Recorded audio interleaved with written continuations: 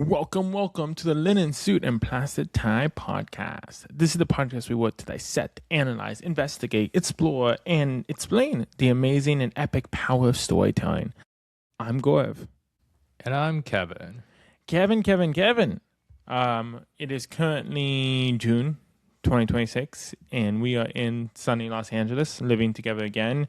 U.S., Canada, Mexico are hosting the World Cup, and this is a big deal for me too because I am, as I say to people, aggressively Canadian, and I'm living in America. So it's really exciting to see Canada rally behind the World Cup and America rally behind the World Cup. And I'm not a big sports guy, but I have gotten into sports in key moments when Canada gets behind sports teams. So on these screens right now, which you don't see, I have two pages open because tomorrow Canada is playing South Africa in the World Cup, and me and my friend are trying to get tickets for a reasonable price. So I have the last minute pages open. But it's this interesting thing about sports where whether it's because your parents were really into a team, or it's the city you were born or a city you call home, rallying behind it and feeling that connection to that story is really powerful. We also even saw it with the Knicks. Yeah, and with the Knicks, it also turned into not just the New York or the tri-state area, but a nationwide support as they advanced to the finals. Because the last time they had won the NBA championship was 53 years ago. So it was a very long drought with a bunch of underdog players that naturally serves a very good story that really drive people to rally behind. But we could lose Gaurav any second here, folks. He has two other screens up and running, trying to get a ticket. So we'll see. We'll update you if we get tickets. We might not. This is Kevin reporting back in post-production. Gaurav did get the tickets to the game, and Canada beat South Africa 1-0. They scored a goal towards the end of the stoppage time and advanced to the final 16, made the nation's history in the World Cup. So congrats to Canada. But it's funny because you were mentioning how so many people are rallying behind the Knicks because of the drought. It was funny how many Americans rallied around the Blue Jays this year because Blue Jays were the underdogs and Americans were kind of sick of the Dodgers winning, right? So it was funny about, like, it's not only your city, but also the storyline you can latch onto. Like, you get excited when an underdog makes it to the finals, when they defeat the odds. So many people said to me, it's amazing that America's team this year is Canadian, with the Dodgers versus the Blue Jays. Well, Gaurav, as we wait for the pages to refresh and see if we can finally make it into this World Cup game of Canada in LA, what can we say about our expert storyteller this week, Alex Mayyasi? I love that this is the recording because, like, I think it adds to the story that I keep looking down. Today's guest is a really, really exciting one because I have been a fan of the podcast Planet Money for many moons. It takes these really important and complex economic terms and it teaches you them in, like, real ways, or it takes these big stories and breaks them down. Like, how does book publishing work? There was one I really loved as a comic book fan. It was about the comic book industry. Where they went out, they found a character in the public domain, they made a comic book about it, they sold the comic book, they distributed the comic book, and they even made a Broadway show. And along the way, they taught us about those businesses, all the functions, how they work. So Alex, he was a longtime contributor with the podcast, and he was tasked with, okay, if we were to make a book, how would we make this book? And we got to dive in with Alex about how do you turn a podcast, a successful, well-known historic podcast, into a book? How do you distill that storytelling style? And besides Planet Money, we also talked to Alex about the upcoming exciting work. Alex is hosting a new podcast himself called Gastronomics, and it talks about the business in the food industry. For example, the waiting page of Domino Pizza and how that has influenced software design in so many different fields, as well as on a more personal note, how has the journalistic roots of Alex influenced how he approaches podcasts. So without further ado, let's get into our conversation with Alex. Hello, how do you do? Sit down, gather around.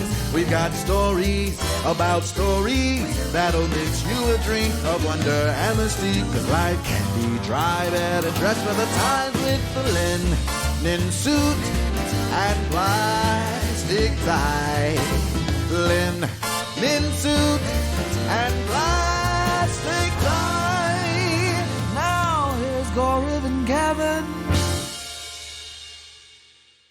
Alex, can you tell us a little bit about yourself? What is your story? Yeah, my name's Alex Mayyasi. I'm a journalist. Most recently came out with the book Planet Money, which is based on the NPR podcast of the same name, where I've also been a contributor over the years and have been a contributing reporter and guest co-host going back to, I want to say 2017. I've been both a business and economics reporter, and then I was actually also a food editor at Atlas Obscura for 4 or 5 years in New York City. So those are my kind of twin professional passions. I love when we have journalists on the show, because we were talking a bit earlier. We are very clear that we are not journalists. It's just such a unique version of storytelling where the bar is so high. And we live in this world where journalism is incredibly important for education and information and truth inherently in our society. So I want to ask you first about how has your background in international relations gave you this kind of different journalistic lens on economics? Yeah, I mean, when I graduated college, I was an international relations major, like you said. I was studying Arabic, had spent time in the Middle East, and I moved to Cairo, Egypt. It was 2011. It was the Arab Spring. And so an exciting time to be there. And I was very inspired by what was going on there. Part of going there was to kick the tires on whether I wanted to be a diplomat or an expat in the Middle East for my career. And it was a very formative time, and I'm glad I went and very appreciative that I was able to go. But my answer after about a year there or 9 months there was like I don't think that's what I want. And then I moved back to the US, to San Francisco, and kind of stumbled into journalism. I haven't focused, it's not like I became an international correspondent. I didn't focus on international affairs. Like we just mentioned, did a lot of like business and economics reporting, which is how I ended up linking up with Planet Money, as well as food journalism, because that's something I really love too. But I do think having spent a significant amount of time abroad, both in parts of the Middle East, as well as like studying abroad in France, which was very nice and bougie experience to get to have as an undergrad, and taking a lot of history classes, international politics classes. I think that's just been like a nice additional add to my perspective. And certainly that's a benefit when you do get to work on larger teams as a journalist, because, maybe at Planet Money, there's a lot of interest, of course, in like business and economics, right? But then people also bring their own different experiences, backgrounds, sub-interests that can often kind of like enrich the types of stories that people pitch and propose. Certainly for me, I think I have, say, like awareness of like countries where the military is running huge businesses in places like Egypt that maybe isn't like on your radar if you didn't have that experience. As you kind of look at your career and work on these different topics, from business economics with Planet Money, from food with your new podcast and your past work, to writing this book, to international relationship journalism, when you look at like those different degrees of journalism, how do you apply storytelling? How important is storytelling to your work? In hindsight, it seems silly that it never occurred to me that journalism might be something I should be curious about and look into when I was an undergrad. Like I even worked on a college magazine, and still the thought never occurred to me, even though as someone who liked learning about new things, it was very curious. And so one of the things that really pushed me in this direction was when I was in Cairo, Egypt. I was there to take Arabic classes, volunteer at a nonprofit that was doing election monitoring, and just kind of find my way, maybe find a job. And one of my professors introduced me to a very prominent Egyptian democracy activist who wanted help writing a book. And the first time I talked with him or interviewed him, was recording the conversation so we could write about it later, or I could write about it later. There was this moment where he's talking about his father, who was a politician who would always run for office, but he was a liberal reformer, so he was never actually allowed. There would always be fraud. He would never actually win the election. And there's this moment he's talking about the end of his father's life, and I stop the activist Ahmed for a second as he's talking. I'm like, wait, are you saying that the last conversation you had with your father before he died was him telling you, don't waste your life in politics like I did? he said, well, we managed to have a small conversation or two after that. But yeah, that really was. And like, that was, I mean, that's like a cinematic moment. If you put that in a screenplay, that then this guy goes on to become a, very brave and prominent democracy activist in the 10 years leading up to the Egyptian Revolution, that would almost feel like too on the nose, for a screenplay. Like maybe you have to make it more subtle or something. And that was, I mean, both a little tragic, but also beautiful. And I think that was just that one of those moments where I just kind of got excited because I was like, he just has an amazing story. The entire world's eyes were on Cairo and Egypt, but like he could talk about the 10 years of activism that led up to that moment. And as well, right? Like he had this incredible personal story. And so I think those are moments that have continued both to excite me, when you get those cinematic moments or just like emotional moments in a story, be able to like relate this to people in a really interesting way. And I think it ultimately ended up being particularly helpful for reporting on business and economics, especially in the style of Planet Money, because Planet Money is especially focused on storytelling, also often finding, okay, we want to talk about inflation. We want to talk about X, Y, or Z kind of big economic force. Can we find someone who's experiencing that and grappling with it firsthand, or who are kind of the main characters of this story? And so I always get excited when there's that kind of moment where you realize there's this like spark of emotion at the center of something, or those moments are kind of there to explore and share with readers or listeners. Yeah, that's great. And we have talked to many folks on the show about what their past experiences and careers have inspired them, or, things that might not even be directly related to what they do now that they can apply into their day-to-day work in the moment. And obviously, in your case, there is a lot that can be directly translated from your past to your current experience. But what about podcasting specifically? When you first got into doing podcasts, are there anything about this kind of recording format that you had to adjust to that you didn't realize? 100%. Yeah. Because I definitely got started in print journalism, or I mean, really digital journalism, but like writing articles. You have a lot of ability, right? When you're writing an article, yeah, you're calling people up, you're going to meet people and interviewing them, and you're going to quote them. But you have so much ability to kind of write around things.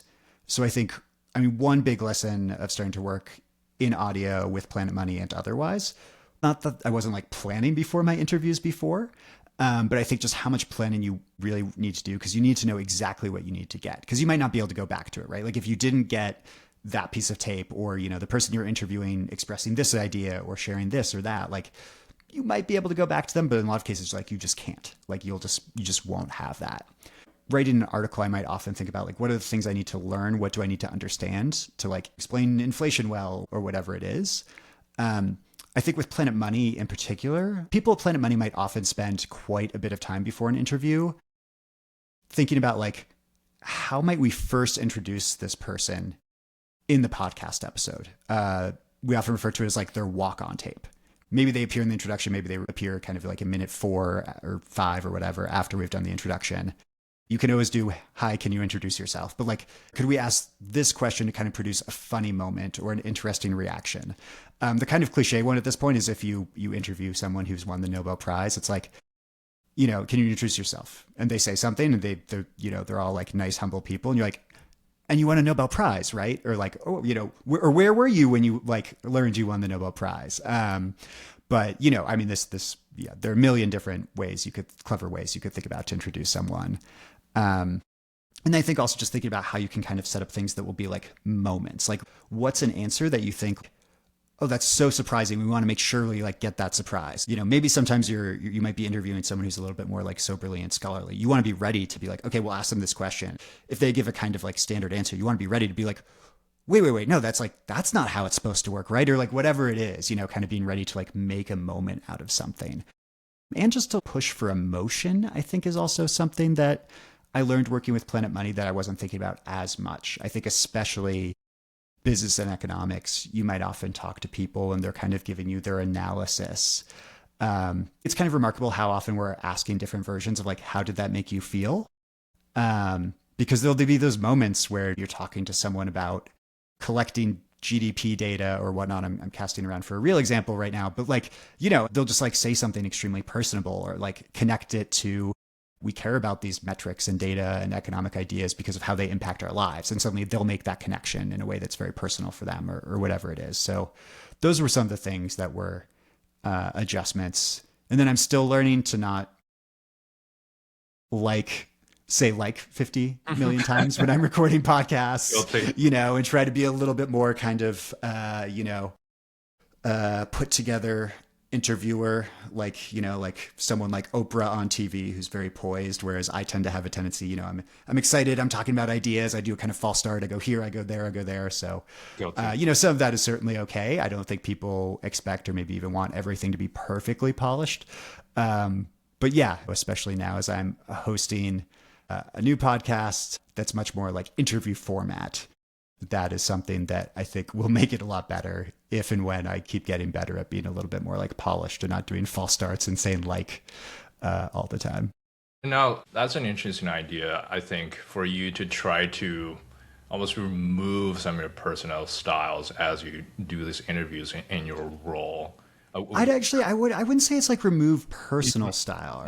Because I think if you look at some really great interviewers, I mean, Oprah, Ezra Klein, like whoever it is, Terry Gross, they're quite polished, but they still have a lot of personality. Like no one's like, oh, Oprah, you could just swap her in for anyone else. That machine, it's like no personality there. So I think it's just a little bit more, that level of like speaking quite clearly. But I don't think at all that means get rid of your voice. I mean, I also think working in audio taught me much, you on tape will be part of what you might present to people in a way that's not true when you're writing articles, when you're doing print.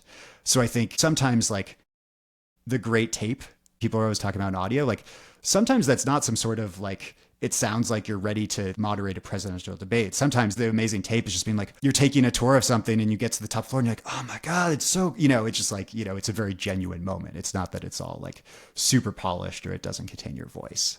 It's funny because I was actually going to ask the opposite question. Because Kevin asked about like kind of bring down your character and how do you like cut yourself out to focus on the guest. I was actually going to ask the opposite because I think when you play around with journalism, you can read personalities in different journalists, but for the most part, it's about the story, right? You're reading what the person wrote. It's about the guest for the most part.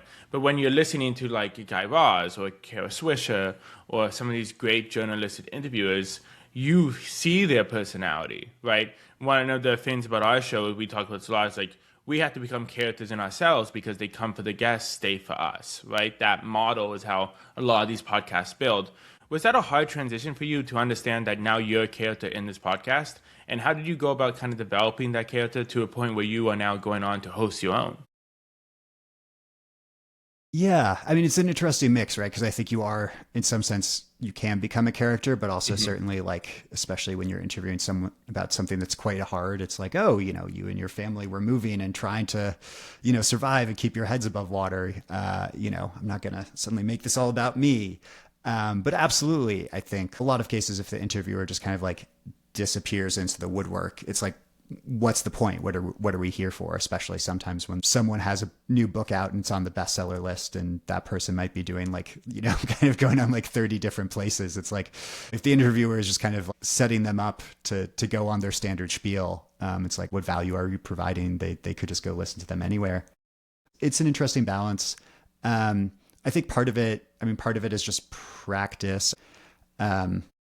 Feeling confident enough in your prep and having enough at bats that then you are kind of able to like relax a little bit more and be able to engage genuinely because you're not like so concerned about, I need to get this, this, and this. And I'm like absolutely describing myself. I'm not so, I've only like semi-recently transitioned to audio. So this is absolutely things I'm working on. It's absolutely the case that like, it's not very long ago, right? That, I would listen back to the recording and be like, oh, there's not a lot of me engaging in this nice back and forth or having reactions because I know I was looking at our question list and trying to be like, oh, what do we still need to get? We got 20 minutes left. What do we still need to get? So I do think some of it is just like, it's just at bats, it's just practice. And then as you're more comfortable, you're confident that you're going to get what you need to get. You're able to settle in probably more, or at least this has been my experience, that then you're able to settle in more and more paying attention to the person you're talking to, more engaging and having that back and forth because you kind of have that confidence that you've got this second awareness of like what you need to do. Or, if you're lucky enough, you've got a great producer who's like there to kind of like, I mean, that's also a way that it can be done, that, the host can be, or interviewer can be very focused on like having this engaging conversation.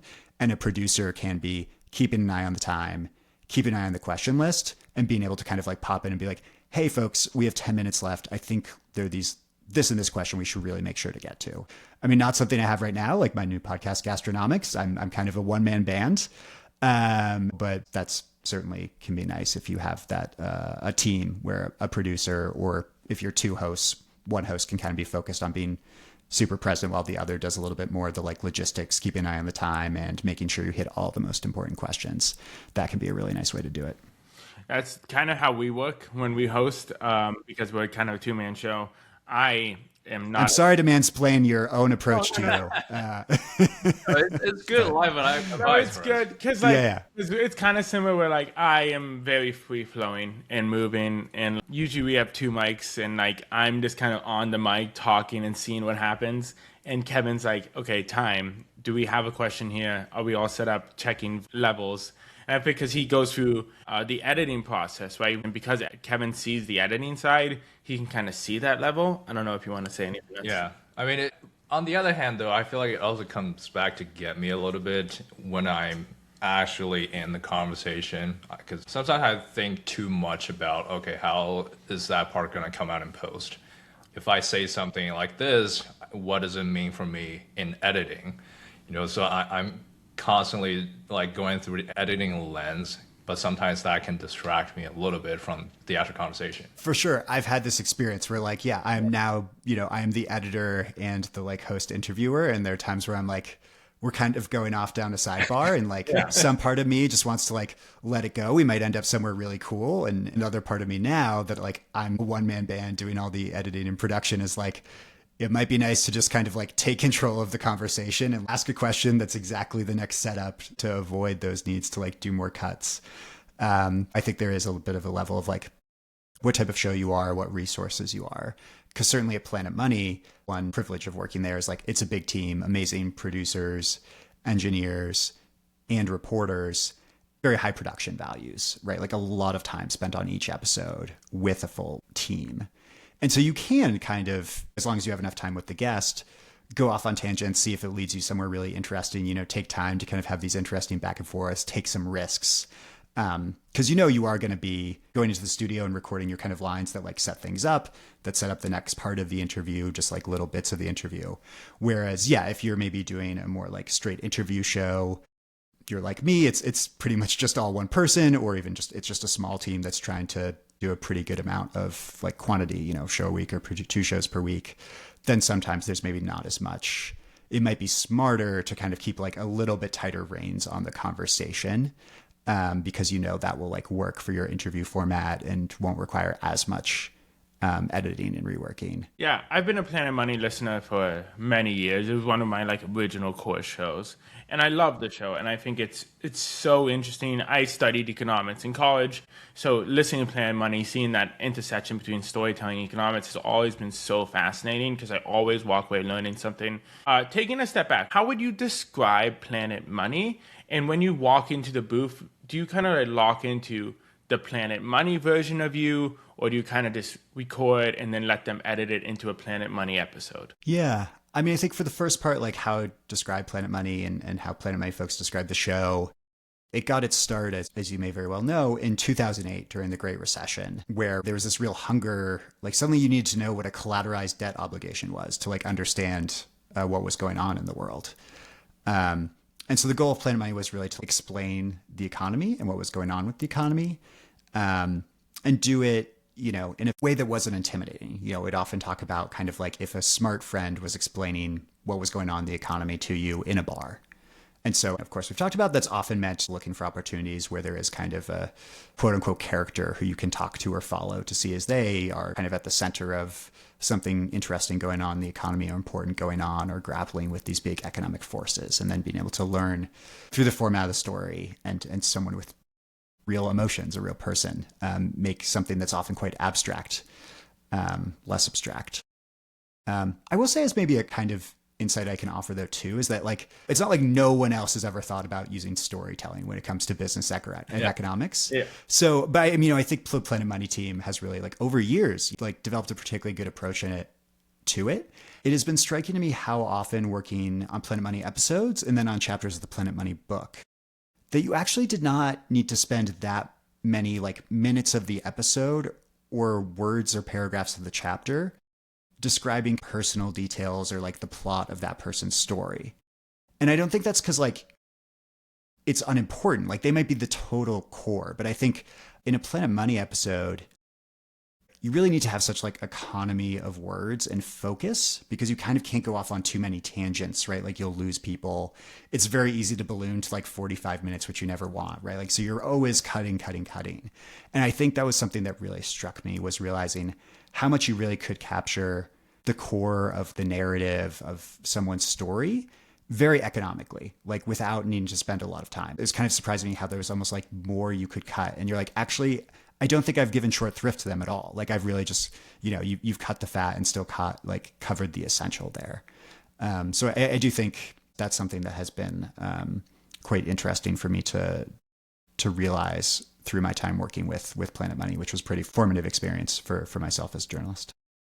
I mean, selfishly, I'm going to ask you for advice there because I think when we've interviewed such a wide breadth of people, we pride ourselves, and this show is about interviewing different people from like crazy backgrounds. We've had wine experts, we've had PhDs, we've had CEOs. When you interview like a professor or a PhD for a non-technical audience, how do you go about making them more accessible? Like, is it choosing the right professor, or is it like, I'm going to prod you a little bit more to explain that more clearly?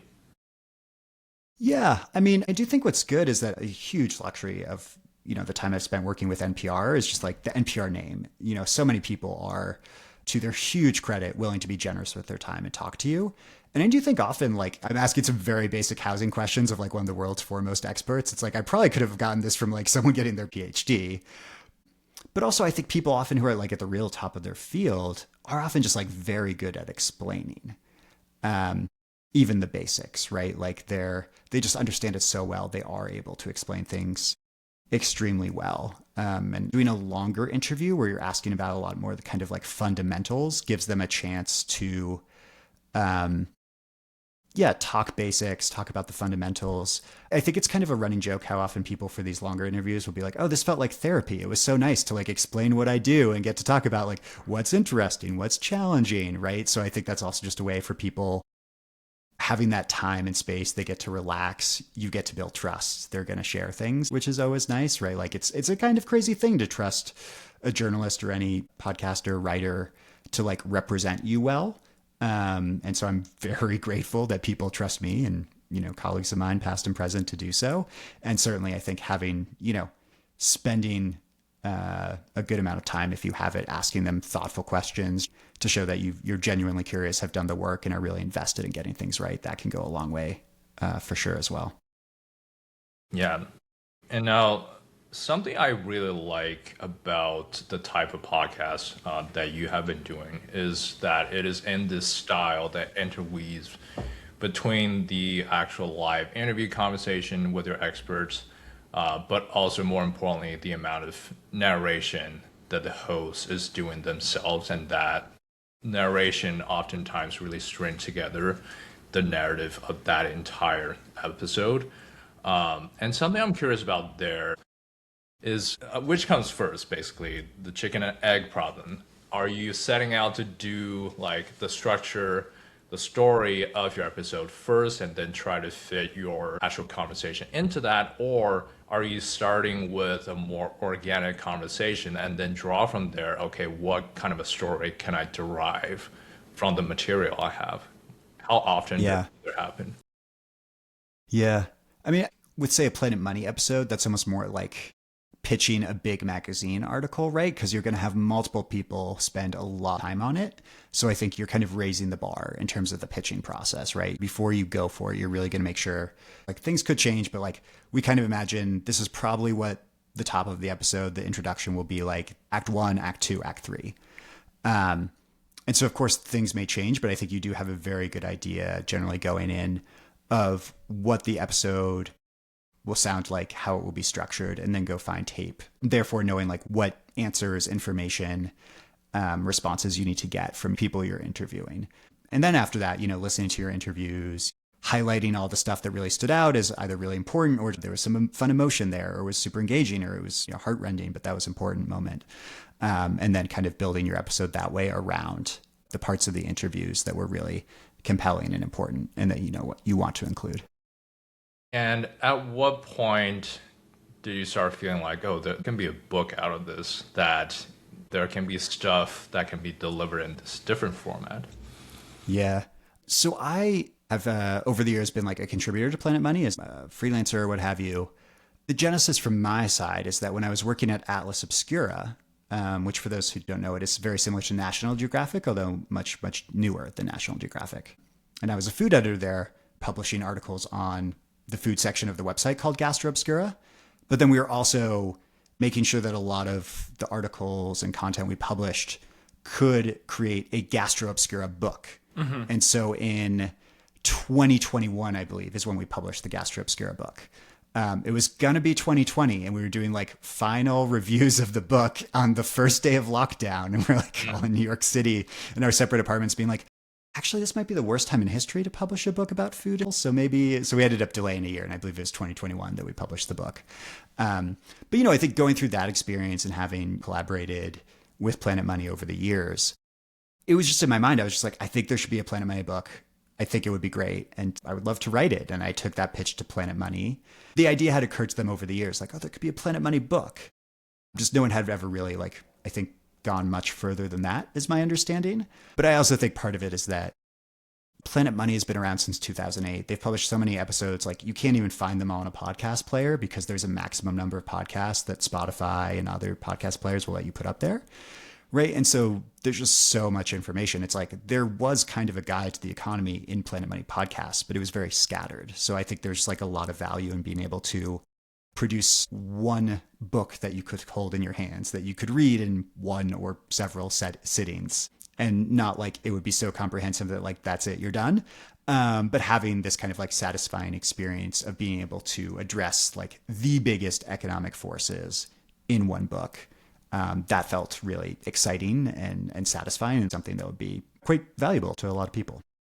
Yeah, and in the very Planet Money fashion, I know I really fall heavily in the making of a comic book when Planet Money made a comic book as a comic book fan myself. But in the very Planet Money fashion, not only did you make this book, but you guys made a podcast about making the book where you understood and delved deep into the publishing industry, into the bidding process, into this hidden side of the publishing industry. Did that change your writing process at all? What was it like to document your writing process as you went about it? I mean, there were some moments where we were like getting on a call to decide which publisher to go with, like to choose to write the book. And, we're like, should we record this? But one of the Planet Money hosts, Alexi Horowitz-Ghazi, he made that series of podcast episodes for Planet Money about the making of the Planet Money book. So like it wasn't my responsibility to kind of be like preparing. And I think Alexi, he definitely like captured some different key moments on tape. There's this pretty long period when like the book is literally off to the presses and you just kind of like sit on your hands. And so it was mostly around then where Alexi was really in earnest making those episodes. So it was, if anything, just kind of a fun, different experience to be on the other side as like the journalist reporter is asking me questions. We have been also dying to get into gastronomics, which by the time our episode here comes out, it will have launched in June 2026. We have been lucky enough to hear some of the earliest content of that show, and it's a great podcast with an interesting lens there. But based on this endorsement, you must have gotten the version where I edited out a lot of odd breathing sounds, and not the earlier version that some of my early listeners got with like weird squeaks and like me breathing. Honestly, into the mic, so I didn't hear a ton of that stuff, but Kevin knows we're used to hearing that from rough edits. Kevin knows I'm a big fidgeter, if anyone Yeah. can tell here. And it's weird because we're filming in the same room, so he can't cut away from me, so I keep noticing it. But like it's you hear weird sounds all the time from my mic because I'll hit something, I'll move something, I'll shake something. It's the bane of Kevin's existence. So I get that Yeah. to my core. Yeah, so it's honestly nice sometimes when I hear these things from other shows and be like, oh, people. Oh my God. Yeah. I was listening to Derek Thompson's podcast the other day and I heard like, hopefully he's not mad I say this or something, but like, I feel like I heard the guest like hit the table or something like that. And I'm like, okay, like other people have flaws too. Yeah. Yeah. Not Guy Raz. Guy Raz is perfect, but everyone else. All right. Yeah. But yeah, tell us a little bit about Gastronomics. If you were to describe the overarching story and mission of this show, what would it be? Yeah, I mean, I have 2 taglines for the show. I don't know if that's allowed. Maybe if I, maybe if I had some stern showrunner, they'd tell me like, no, you have to pick. But I don't, so I get to say it's about the business of food and how economics shapes the modern menu.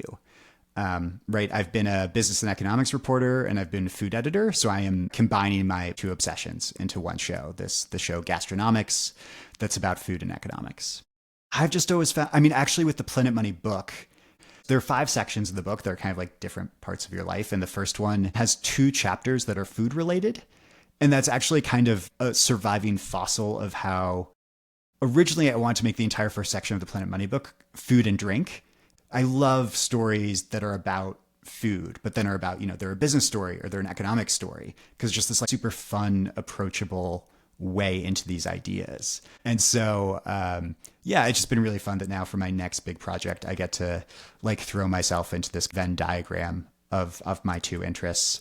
I think you listened to my episode about the secret life of the Domino's pizza tracker, that it's been this hugely influential feature and across all sorts of like product design, like people designing websites and apps of all kinds have been inspired by the Domino's pizza tracker.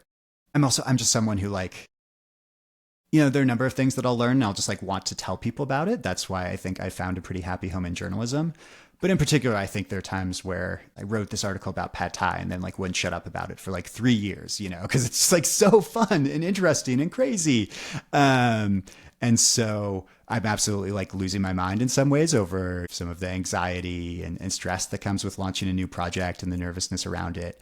But also it seems insane to me that like I might just be in a position where I get to learn about things at the intersection of food and economics, food and business, and share them with people. And that's what I do for a living. And that's what I do with a good chunk majority of my time. And why is this show a video podcast? Like, how do the video part and the podcast part interact with each other? What does video add to it, and how do you keep it a podcast? Yeah, I mean, I think the boring answer is just because it has now become conventional wisdom that if you start a new podcast, it has to be a video podcast. And I don't think that's 100% true. It is the case that discovery with audio podcasts is quite hard. You rely a lot on word of mouth. Whereas like on YouTube, there's so much more of like an all powerful algorithm potentially showing millions of people, if not your entire episode, a clip from your episode, right? There's just a lot more discovery possibilities with video podcasts because YouTube has really seen so much growth in podcasting. And a lot of it is because it's so much easier to discover podcasts because people will be like going to watch like an SNL clip they want to watch, but then they might be recommended, your podcast or whatever it is. So I think just if you're a new podcast and you're not someone with kind of like a huge built-in audience, there's a tons of potential. I think there are other reasons too. I do think I'm someone that like, I'm a little bit grudging about this and curmudgeonly where I'm just like, there are definitely some sacrifices to the audio side you make in order to do video. But like actually most people who like watch my podcast, which like I hope happens and I will be so grateful for anyone who does that. But at the same time, like they're probably going to like wander off and do dishes in the other room while it's still playing on the TV and just kind of like be hearing it. I'm kind of like, what are we doing here? So I do think what I would love to do over time is to be able to actually use the capabilities of video more. Food is something where I think being able to show things would be fantastic. I definitely don't have the resources to do that right now. But there's an episode I want to do about basically why like so few of us have ever actually tasted real wasabi. most sushi places, right? It's like horseradish with green food coloring. And there are interesting economic reasons for that, right? I could do a podcast about that where it's me interviewing someone and we're talking, but like, how cool would it be if I could go show like wasabi farms in Japan look super cool. I've never been to one. If I could be going around there with a camera and actually showing some of this, I would be thrilled, but that is all very hypothetical at this point. The short version is that video podcasts are like borderline required in the year of our Lord 2026 if you're starting a new show. I'm also like 100% open to the idea that like 5 years from now we'll be making jokes about like, remember when we all thought podcasts should be video podcasts? Like, what does that even mean? So I'm also like along for the ride and trying to figure it out. Well, so the podcast industry is so interesting because people keep calling time of death on it consistently. It's kind of like how people keep calling time of death on the book industry. And these two industries constantly reinvent the format and the distribution, but the core of it's the storytelling. The core of it is I am in your ears talking about a very unique niche topic that might not apply to everyone, but it can find its audience. And with our show, we are saying storytelling behind everything, whether it's the episode we did with the wine expert about storytelling behind wine, or when we talk to psychologists about the stories we tell ourselves, we see this narrative thread, and it makes us like sometimes we're walking down the street and we're like, oh, what story is that billboard telling us consciously or unconsciously? Now that you've been doing this for a while and you've done Planet Money episodes and you've dove into the whole arc with the book, which we loved, and now you're doing like the economics behind food, do you see the world differently? Like when you're walking around, are you saying, oh, I wonder how this got to my plate, or I wonder what the economics behind that door is? Do you walk around and see economic storytelling everywhere, and how does that affect you? Yeah. I mean, I think there are a few things. I think one is just like having your radar up more is something certainly that I and other reporters, et cetera, have. And so you just like read one sentence in a book and you're like, that, like, this is actually like the origin story of my first Planet Money episode or it wasn't a book, but I read like one kind of throwaway line in an article. It was like, nowhere in the US does the government make it easy for you to pay your taxes, except this one program in California that only exists because this guy hired a lobbyist personally to lobby to make this program a reality. And you're like, wait, what? And like that became my first episode of Planet Money, right? So it's oftentimes, or just like, I can remember one of the most popular things I've ever written. A friend just kind of like mentioned it offhand. I was like, there was a famous marketing campaign that Subaru did targeted at lesbian women like back in the day. And that's why people all make jokes about like lesbians all driving Subarus, excuse me. And, like that was an amazing thing to learn about and kind of like this beautiful story.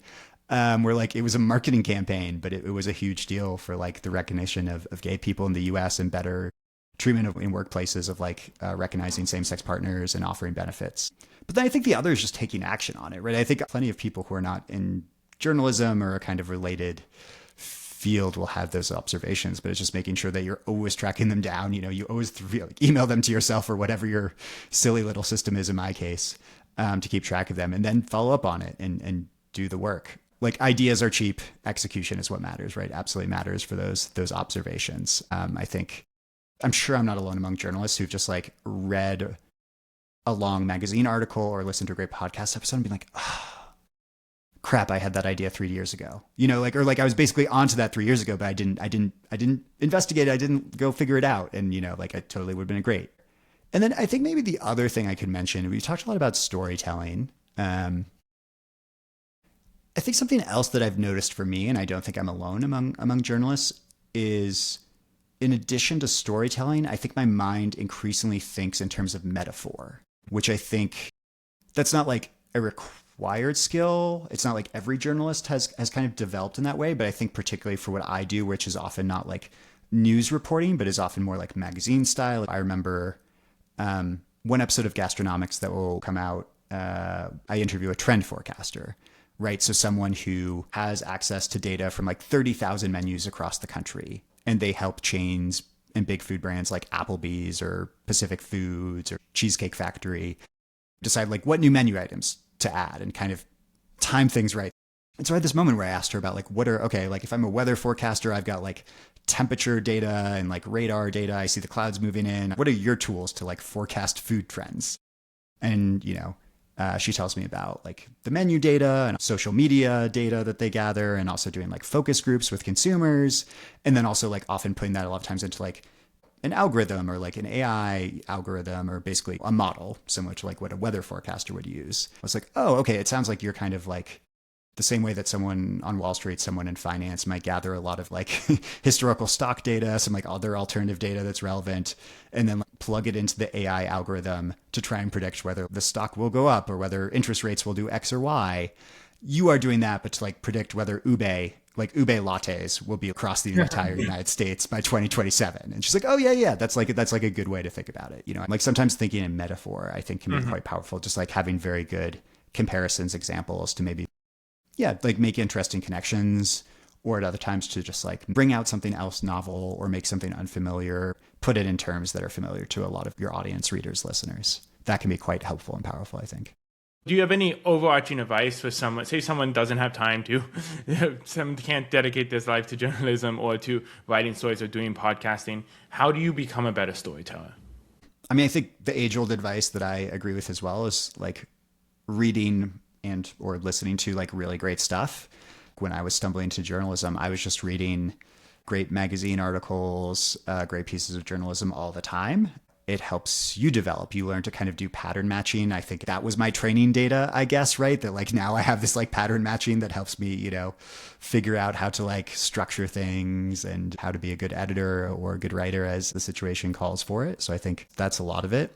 I could think very specifically, like when I was an editor and I would often have like younger writers who are newer, who I was kind of mentoring as part of being their boss. There were a few different like books and resources I would recommend.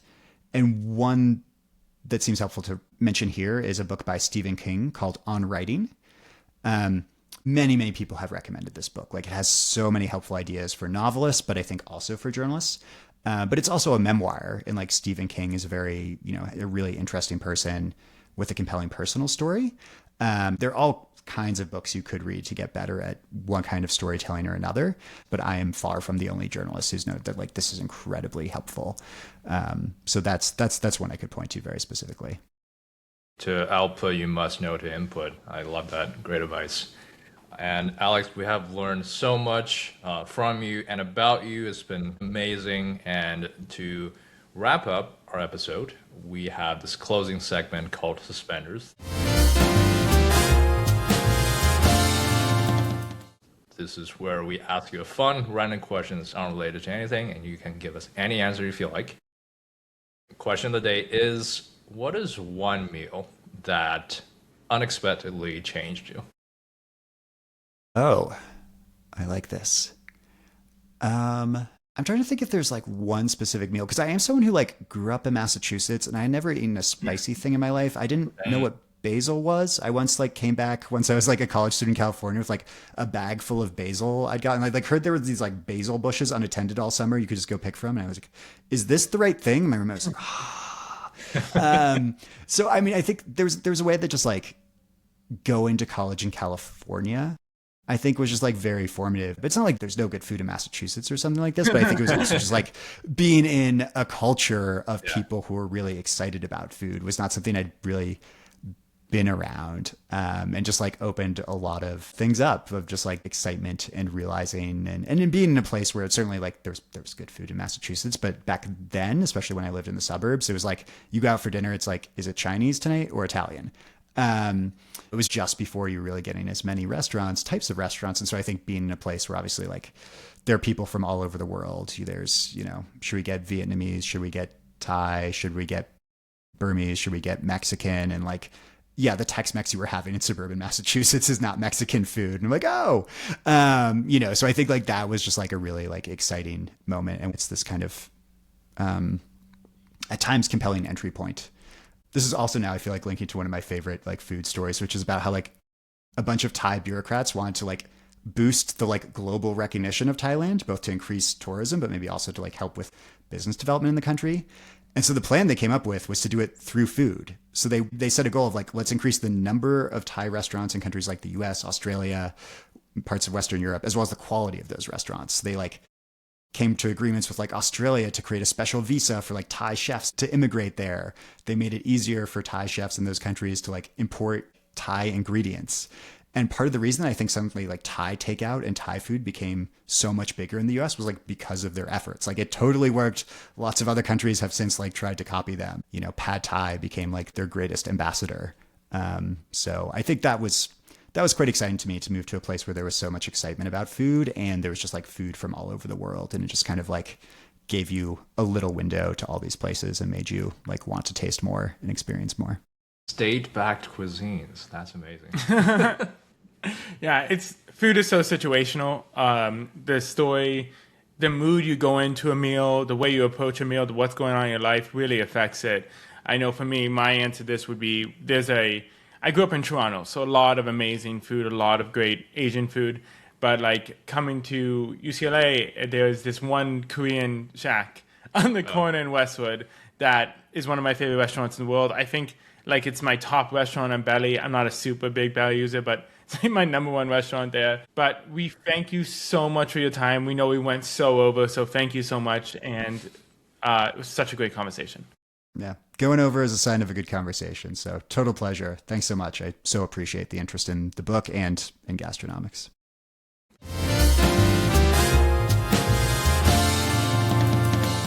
Welcome back to Top Hat. This is the part of the episode where we dissect and analyze the epic, the cool, the interesting learnings we got from this week's expert storyteller. And this week we had someone really cool, someone who is in the universe of one of our favorite podcasts, a frequent contributor to Planet Money, and he even wrote the book on it. Kev, what did you think of our conversation with Alex? Well, it is another one of those episodes where obviously we're talking to someone who understands the craft of what we do very well. One thing that really stood out to me was when he talks about, for Planet Money, introducing the people that they interviewed. It didn't really require you to lay out their full life story, and it's actually more from the more you cut, the more content you cut, the more you edit out, the more you're able to drill down on what is the essence of this story. And I thought that was a really interesting insight. It takes more effort to tell a shorter story, but that effort is ultimately worth it because you get a better version of what's the most important part of the story to tell. Yeah. I think I always struggle with simplifying, right? I like to over-explain. I like to give different examples. So I think simplifying is something that I think is really important to my journey as a storyteller and something I've been struggling since day one. And, you know, with Alex, there were so many really interesting points that he made about kind of his journey to become a storyteller and why that's important. I think an example he gave to us that really unlocked for me was the Domino's pizza tracker. I remember as a kid, I don't think it was Domino's because I grew up in Toronto, but one of the pizza places, I think Pizza, started a pizza tracker, and it was so cool. I loved it as a kid, ordering it, watching it, saying when it's prepared, when it's coming, tracking it. I don't know if it came any faster, to be honest, and I don't know if I needed to do those details or be so obsessed with my phone seeing where the pizza was. But for some reason, this story they added to a pretty benign part of the user experience made me interested, made me trust it more. Instead of just calling and delivering, there's a storytelling element in there that they just did by auditing the consumer experience and saying, hey, how can we build more touch points? How can we add storytelling to it? Yeah, it's visibility that it provides. And it kind of takes you to the next step of something Alex said that was really interesting about how the more he reads like Stephen King books on storytelling, the more he tries to investigate and read and train himself, the more he thinks in metaphor. And if you think in metaphor, if you view the world like that, you can take big concepts and sell the story of it. And that gets investors, that gets buy-in. Not only do you have the skills, but now you can translate it to different audiences and get the buy-in. And to keep everyone updated between recordings, I have been still checking FIFA prices. There's been a couple good prices that I almost bought, but we're waiting, we're searching. We have the 2 pages open. The website's not working. But who knows? Maybe we'll go, maybe we won't. But still hoping. Yeah, we're doing day trading on Saturdays. That's what this is. Always got to maximize and get the best price. I'm working on it. But this has been another amazing episode of Linen Suit and Plastic Tie. Make sure to subscribe on YouTube at LSPT Pod. Go to whatever your favorite podcasting platform is. Listen to more episodes. Leave a review. Leave 5 stars. It really helps others find the show and share the show. You can also find us at LSPT Pod on Instagram or Linen Suit and Plastic Tie on LinkedIn. So follow us on our channels, leave a review, share it with your friends. We really appreciate it. And thank you for taking some time today to become a better storyteller. We appreciate you. You're doing great. You look amazing. Thanks for joining us. Linen suit, plastic tie. Linen suit, plastic tie.